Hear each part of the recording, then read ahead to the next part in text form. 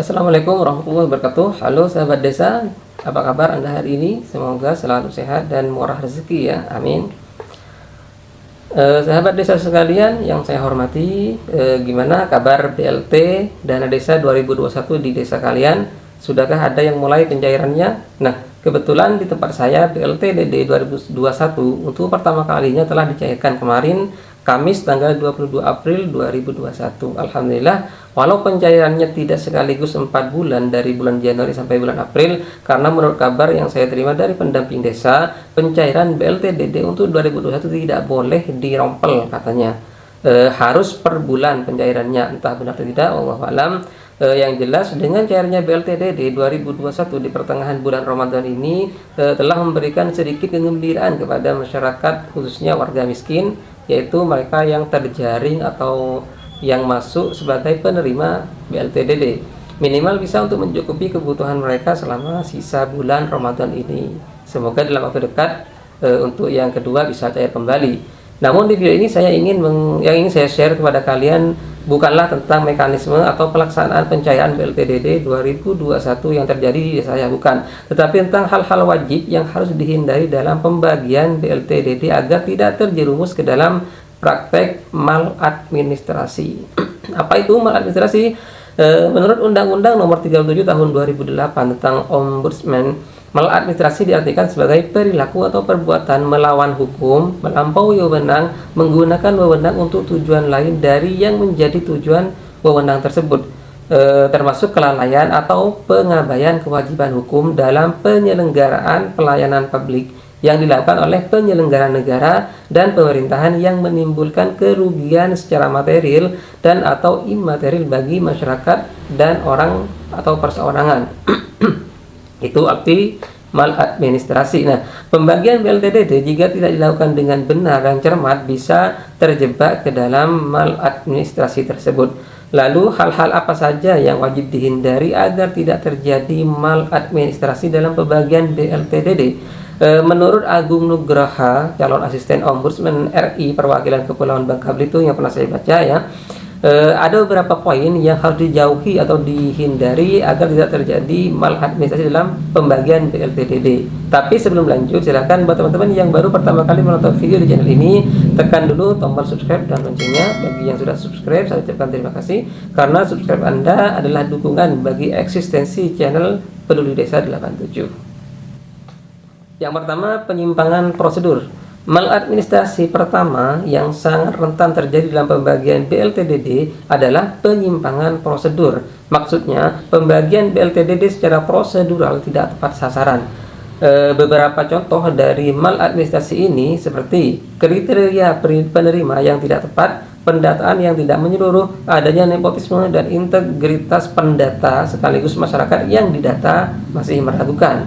Itu adalah contoh dari penyimpangan prosedural. Yaitulah dalam BLT DD yang diungkap oleh Agung Nugroho dalam ombudsman.co.id ya, agar tidak terjebak pada jenis maladministrasi ini, maka sebaiknya pemerintah desa bersama dengan Badan Permusyawaratan Desa, jadi bagi para PPD sekalian, betul-betul menjaring masyarakat sesuai dengan kriteria yang telah ditetapkan dalam Undang-Undang tentang BLT DD. Itu tidak perlu saya jelaskan lagi ya seperti apa kriterianya. Karena itu dalam penjaringan calon penerima BLT DD dilarang pertama, menjaring atau memasukkan penerima BLT DD yang juga menerima bantuan sosial lain dari pemerintah seperti PKH, bantuan pangan non tunai, kartu prakerja, dan lain sebagainya. Yang kedua, menjaring atau memasukkan penerima BLT DD yang tidak terdampak kehilangan mata pencaharian karena wabah COVID-19. Yang ketiga, menjaring atau memasukkan penerima BLT DD yang merupakan keluarga dalam kondisi sehat dan mampu.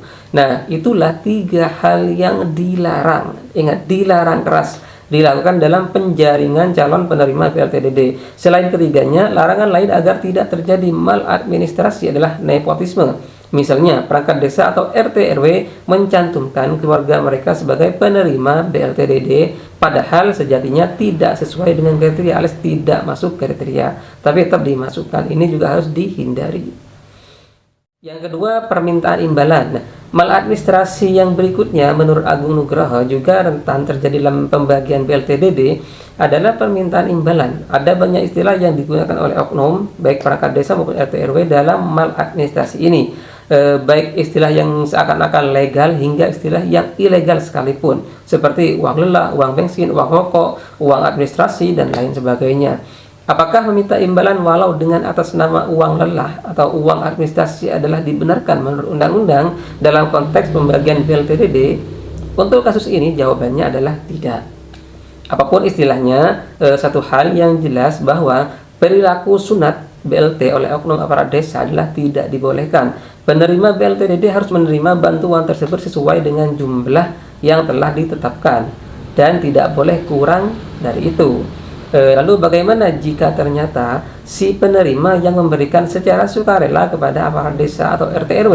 Mungkin ini persoalan lain, karena perlu dibedakan memberi dengan meminta itu tidaklah sama. Untuk itu bagi para penerima BLT-DD, menurut hemat saya, jika Anda diminta oleh oknum desa sebuah imbalan secara paksa, jangan diberi, karena itu melanggar hukum, melanggar aturan, melanggar undang-undang. Tetapi jika Anda ingin memberi secara sukarela kepada oknum, padahal oknum itu tidak meminta, maka niatkanlah sebagai bentuk syukur atas rezeki yang Anda peroleh itu, atau niatkan untuk bersedekah. Demikian. Kemudian yang ketiga, penyalahgunaan wewenang. Nah, menurut Menteri Desa dan PDTT, penerima BLT-DD diberikan dalam bentuk uang, bukan sembako atau barang. Hal ini menjadi catatan penting apabila ditemukan penerima BLT-DD yang menerima dalam bentuk sembako, maka hal itu dikategorikan maladministrasi, apapun alasannya. Yang keempat, konflik kepentingan. Bentuk maladministrasi yang keempat menurut Agung Nugroho yang juga rentan terjadi dalam pembagian BLT-DD adalah konflik kepentingan. Pada umumnya konflik dapat terjadi melibatkan berbagai pihak, mulai dari pihak keluarga sampai pihak pemerintah desa. Akan tetapi ada satu bentuk konflik yang sering dijumpai, yaitu cemburu sosial. Nah, hal ini timbul karena komentar sinis dari bukan penerima kepada penerima dan tuduhan nepotisme dan keadilan yang dilakukan oleh aparat desa dalam penetapan penerima BLT-DD. Sebagai salah satu anggota BPD di desa saya, saya sering mendengar komentar begini dari masyarakat yang tidak menerima.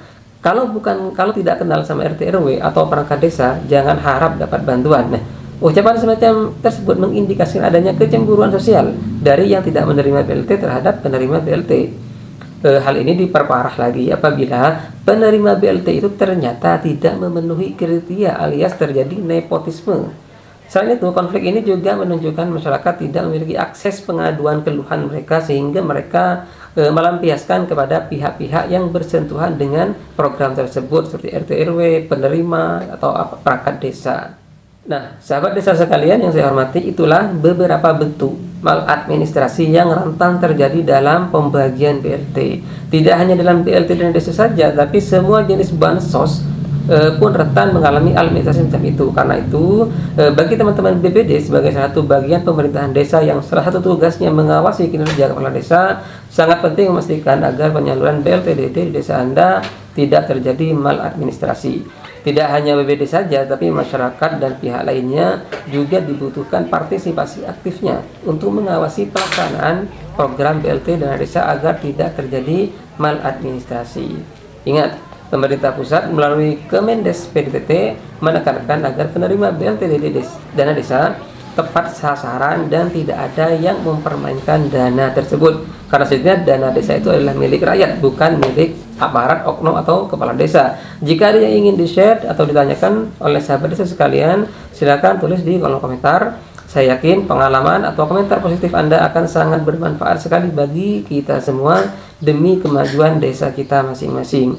Terima kasih telah menonton video ini, semoga bermanfaat. Sampai jumpa di video selanjutnya. Wassalamualaikum warahmatullahi wabarakatuh. Salam desa.